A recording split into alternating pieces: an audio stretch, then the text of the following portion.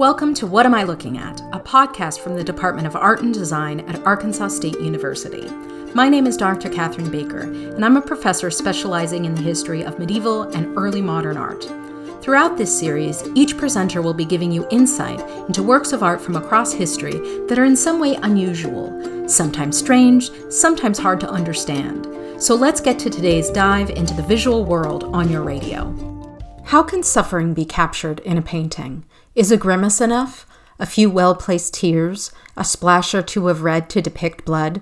In the Isenheim Altarpiece, the German Renaissance painter Matthias Grünewald created an unforgettable image where suffering, both physical and emotional, is a kind of subject in itself.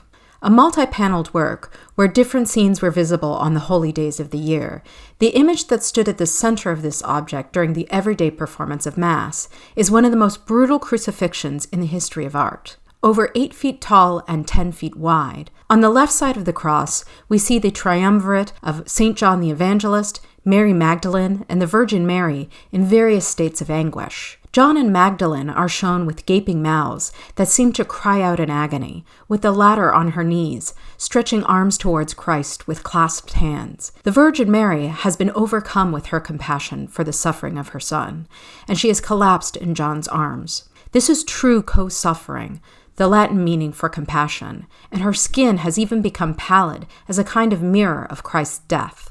On the cross, Jesus' body is the most shocking of all, with blue-tinted skin, a sagging jaw, and wounds dotting the entirety of his form. Grünewald forces us to look at this corporeal pain, being particularly ruthless in his representation of pierced hands, which twist and contort under his weight. The presence of a lamb and seemingly tranquil St. John the Baptist on the other side of the cross are like bastions of calm against the heaving misery of the other figures. Their peaceful attendance at the event is meant as a reminder of salvation, a striking juxtaposition with the visceral language of pain used elsewhere. While crucifixions are frequent in the history of art, this one stands out for its depiction of suffering. Why did Grünewald make this choice? The answer likely lies in the context of the commission.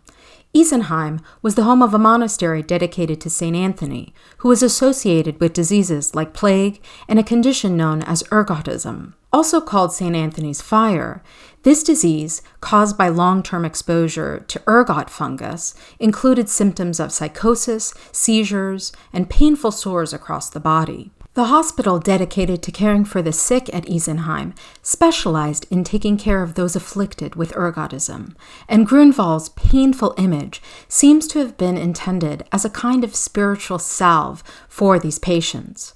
Christ, whose body here is similarly shown covered in sores, could understand their pain, and through him they could imagine salvation from their lot in life. What Am I Looking At is provided by KASU in collaboration with the Department of Art and Design at A-State. Stay tuned next week for another exploration of art over your airwaves.